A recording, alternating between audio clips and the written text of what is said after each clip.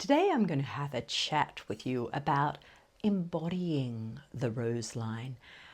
What does that mean? And so I'll explore some musing I have been doing around that. And then I'll move into actually integrating the rose line within you. And then I'll go on to a third topic, which is about the rose line outside of you and how we activate that and what that means. This is the way I was analyzing what my service to the world is, and I was thinking about how some of the things that I offer focus on the rose line within you, on the rose grid within you, and other of my offers focus on the external rose grid, or more the Earth's rose grid. And as I was musing on this, I was walking on the beach this morning, and that's my download place. Is anyone else like that? When I walk, and I remember someone saying once about it's almost like that's the female form of meditation because there's flow, and that's when I always get my downloads.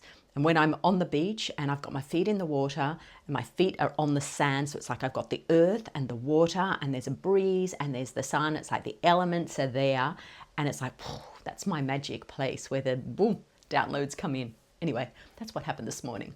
So when I was walking this morning and I was experiencing that, and I was thinking about my work and how I describe what I do, and this became very clear, like these two paths that walk hand in hand, but where I'm focusing and sharing about the integration of the rose within you, but also how that then reflects in the world and how that is reflected in the earth herself. And that alongside this idea I've been having about embodying the rose line, I went, this is like the perfect topic. So that's what we're going to explore. If you are new to my channel, welcome. And if you are a returning guest, welcome back. I'm Jacqueline Atkins, and I am an Oracle of the Rose Line. I share, communicate all of the wisdom that comes through me regarding the rose and the rose line, and hopefully entertain you a little bit in the process. So let's get to this first topic about embodying the rose. The rose awareness is growing on the planet, and you can see this because there are more and more people sharing about the rose and the rose line and the lineage of the rose, and it's exciting. It's because it's coming into our awareness much more strongly than certainly in the early 2000s when I was first tuning into this, and it's because our consciousness is expanding on the planet, and so this is happening. And everyone has a different approach. Everyone sees the rose and the rose line and what the meaning is behind it quite differently. And that's the magic. You know, we're looking at it through our own filter. So what I share with you is going to be very different to what someone else shares with you.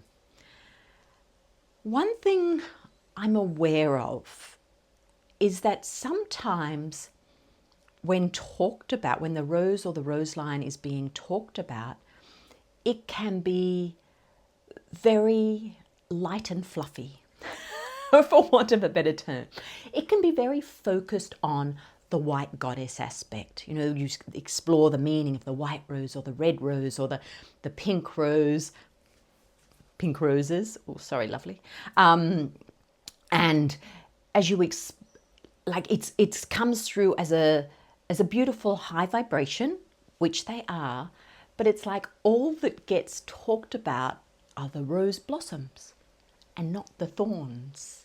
And this is what we must remember, is that the thorns are an integral part of the rose. And maybe you could look at the thorns as the Black Madonna aspect of the rose, as the dark goddess aspect of the rose. So when you're exploring or immersing yourself or activating within yourself the rose line and the grids of the rose, the codes of the rose line, you are not only activating the codes of the white goddess, you are also activating the codes of the dark goddess. the thorns. And so when there is a focus on the rose line, simply being this high vibrational love and light energy, which it is, but only being that, you're missing the juicy bits. You're missing the foundation. And I talked about this in my last video. It's like the black goddess must be integrated for the white goddess to truly shine. And this is how it is for the rose line. So when I use the phrase embodying the rose, this is like bringing it down, bringing it into this physical body, bringing it into this reality, which is fairly 3D. It's all still fairly solid. So bringing it into your body, being real. And I have in the past, and certainly when I was first connecting with the rose line, and at that point I was, let's say, my Pisces ascendant was being very, that was my predominant way that I showed myself to the world. I didn't phrase that very well, but it was dominant. I was much more Piscean. I wasn't fully embodied. And as a result, I don't feel like I incorporated that dark goddess. And now I've allowed my Taurus sun to have a lot more say in the matter. I've grounded it much more. So I've brought the rose into my body. I'm living it. I'm not just talking about it. I'm not just sharing the wisdom. I'm living it. I'm journeying it in my business. I'm journeying it in my life. I'm journeying it in my travels. Like it's embodied in me, and I'm facing the thorns and I'm pricking my fingers on the thorns. But that's how it becomes real. That's how it becomes integrated. You know, this is a part of our expanding consciousness. Our move into the fifth dimension is about bringing it into the body, embodying it. The rose line frequency has always been there, but it hasn't necessarily been embodied. So that's what I mean by embodying the rose line. So then that can lead into the other two things I want to talk about. So there are two paths that are really important for this. And the first path is that internal activation of the rose line within you. To put this in a nutshell, I would say, and this is what the rose line have always told me, it's about sacred union within. It's about the hieros gamos within. It is your yin and your yang being in harmony within. That is when the rose line is activated within you. That's when the codes of the rose become active. And that is also when you are holding the frequency of what we term fifth dimension. This is the frequency that we are striving, in a way, opening to, receiving for the creation of new earth, or the remembering of new earth. And this is, for me, the foundation of what the rose line is all about. Now, when I talk about the rose line, there are many, many beings who are a part of this. Beings who've existed incarnate, most of them have been incarnate, and beings who are still alive, and there's some beings who have never been incarnate. But the incarnate aspect is very important, because that's actually how the codes have been left in the earth. So these beings, there are 11 oracles who came to me. This is my lens. I've never heard anyone else talk about it this way. And I'm not saying this is true, but this is through my lens. This is how they've come to me.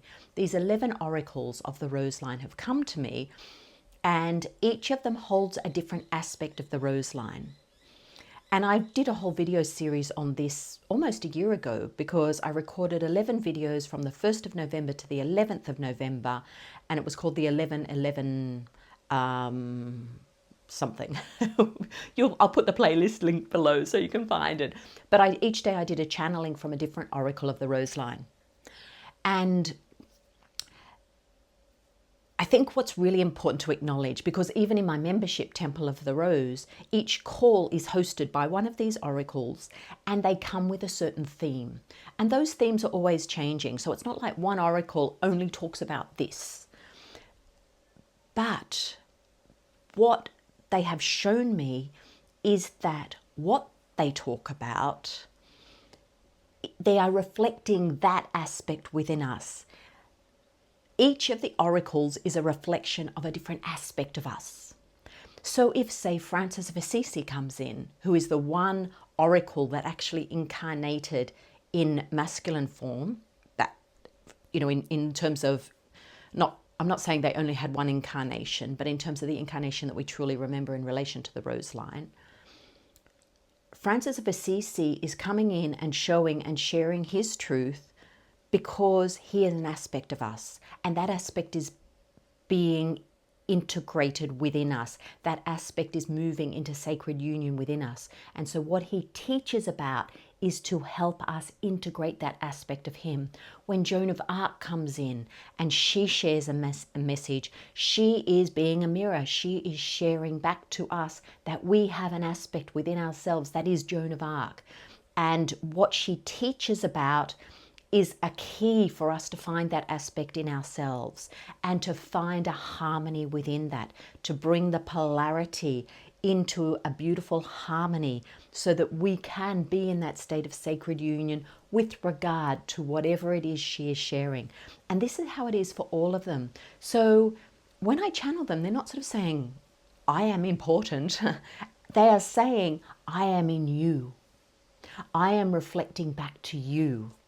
And if you listen to this message and this message resonates, or there is something triggered in you in this message, there is something within you, go in, look at that. What am I talking, whatever this topic is, look at that within you.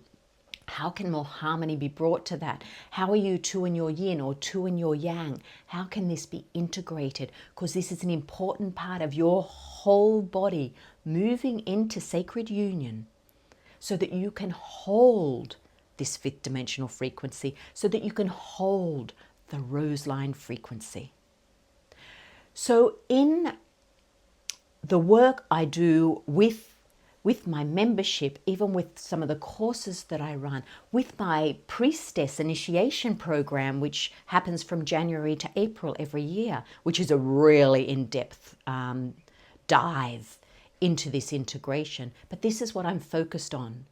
And in that particular initiation program, each oracle comes in for a whole 90-minute call, and they take you through a full upgrade in relation to a chakra and in relation to a theme, a particular theme that's requiring integration in you. It's a very, very powerful, very deep journey for 3 months. And if you're interested in that, I have actually now finally put out the invitation page for that next year. So I'll put that link below as well if you'd really love to have a deep dive with these 11 oracles and really integrate the aspect that they're reflecting in you. It's life-changing, and it's certainly life-changing with regards to your rose line, to the path you're here to walk. So that's the internal aspect in a nutshell. Then you've got the external aspect. This is the rose line, the rose grid that sits in Gaia. And I feel like this is an important part of everyone who is called to the rose, everyone who feels that they are connected to the lineage of the rose. This rose grid that sits within our Mother Earth is an important part of our service, of what we're here to do. And this is why the other aspect of my business is taking tours to sacred sites. And even when I'm not taking tours, it's me going to sacred places, sacred portals that I'm called to go to, where I know the frequency of the rose is powerful, where I know that there is a portal activating the rose line, the rose grid of Mother Earth. And I am not saying that all of you need to make these journeys. This is not the case, because for you it might be that you journey there in meditation.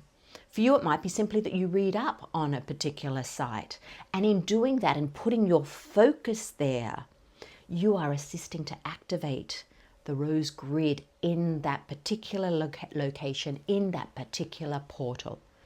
But for some, like myself, we are being called because our codes are being activated by that particular site, by the rose grid at that site, by all of the family of the rose who've been there to that site to help activate that rose grid. We benefit from that as well.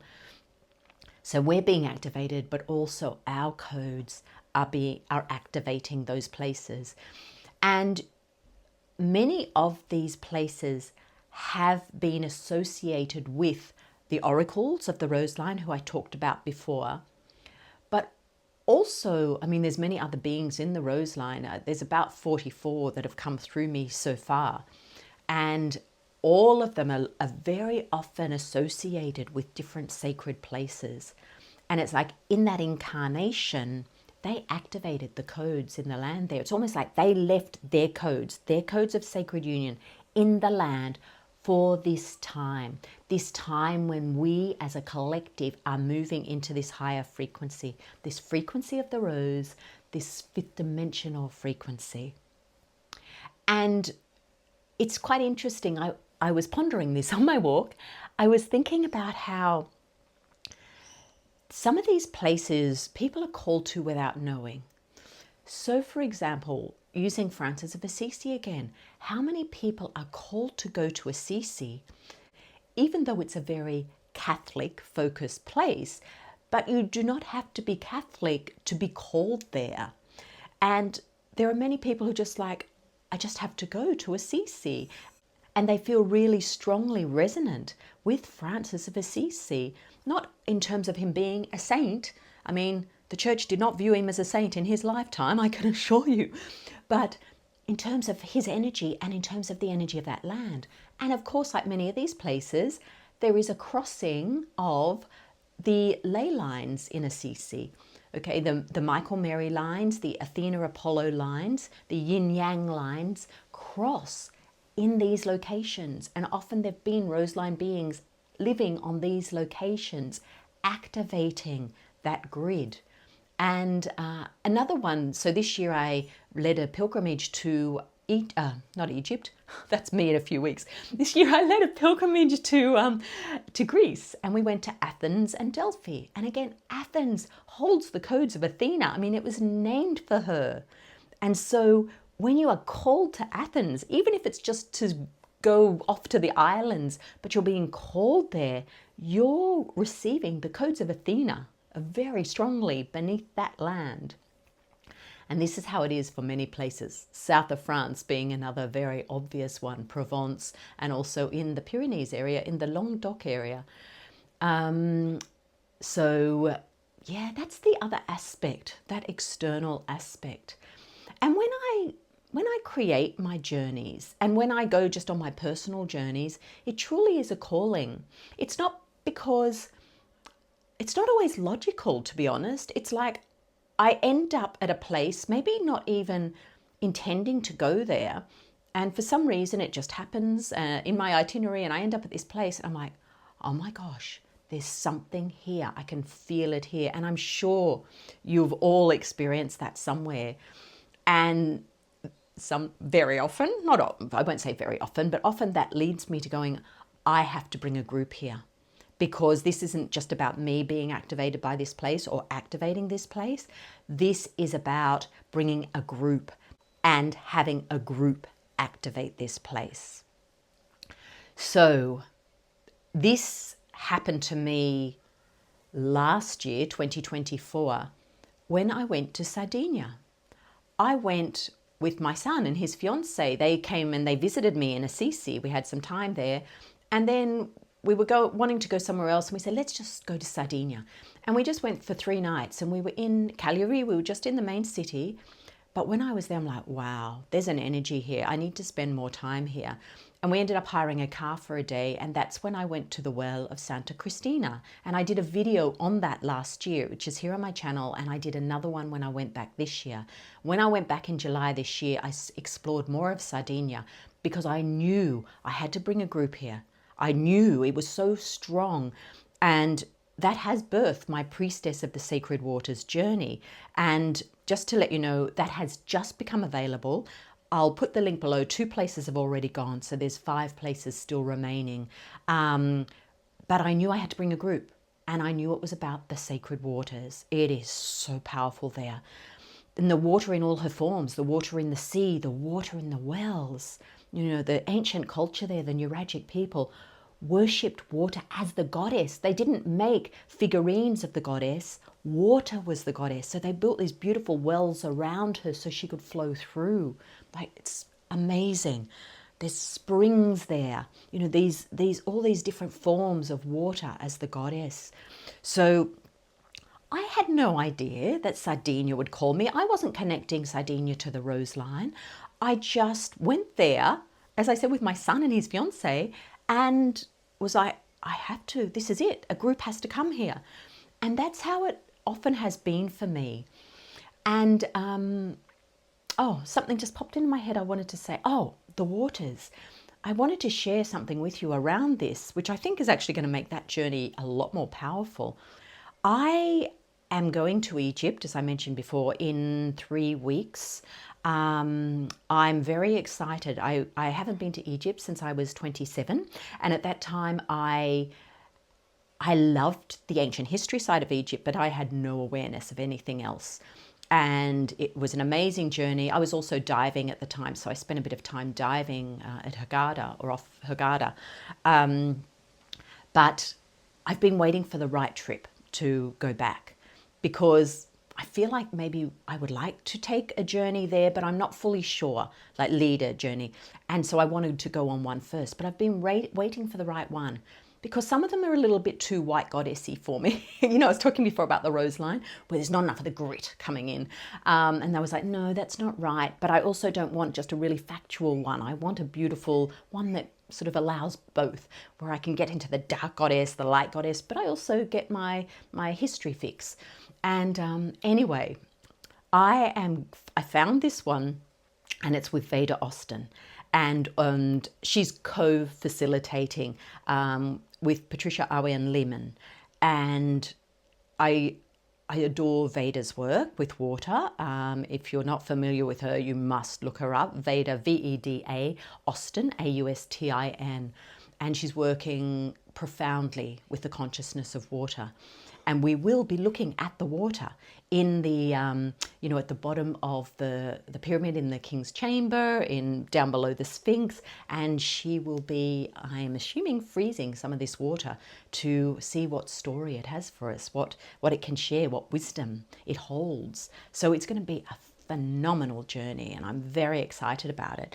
But I also feel like this is going to be an amazing foundation for me in this journey in Sardinia. So even the way that that's all lined up, and just while I'm talking about those journeys at the moment, I am also taking one to Provence, to St. Maximin La Sainte-Baume, to go to visit La Sainte-Baume, to Magdalene's Cave, and also Sainte Marie de la Mer. There are 3 places left on that pilgrimage if you're interested in that. I won't talk about them anymore. I'll put the links below. But I wanted to share with you this how I'm being called. And maybe you're being called to very different places to where I'm being called. I'm sure that's going to be the case because the rose grid covers the planet. And it just happens that my focus tends to be around the Mediterranean. And Glastonbury. I keep getting called back to Glastonbury as well. But for someone else, it might be that you're being called to sites in South America. You're being called to sites in Asia. So we're all different. The rose grid is all around the planet, but we're all being called to different places. Yeah, and as I said, you don't necessarily have to go in person. Your intention is powerful. Your intention is powerful. So these are the different aspects of the rose line that I work with. the rose line, the internal rose line, the rose line in the planet that we are being called to receive from and activate. And, at the end of the day, we know that, as within, so without. So as we also work on in the embodiment of our rose line, moving into this harmony with our internal rose line, we are doing the same with the planet, and vice versa.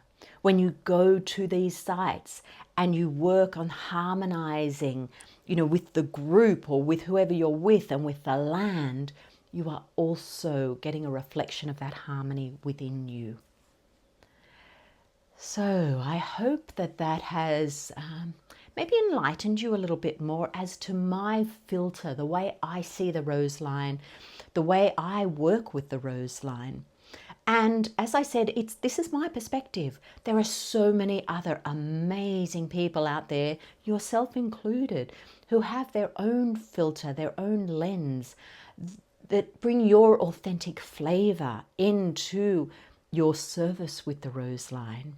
So please share below if you would like to share anything about your understanding of the rose line, how it looks for you, how you are integrating, moving into this harmony. And also if you wish to share any places that you, even as you are hearing me speak, you feel like, I know I have to go to this place because it's my connection to the rose line there. I am activating there and that is activating me. And I know I've talked about this before, but I haven't specifically talked about it in relation to the rose grid within the planet. We are in such amazing times, aren't we? So, so beautiful. As the rose rises, as the rose is remembered, as we create this new earth, co-create this new earth through our remembering on the foundation of this sacred love that is the rose. Rose blessings to you.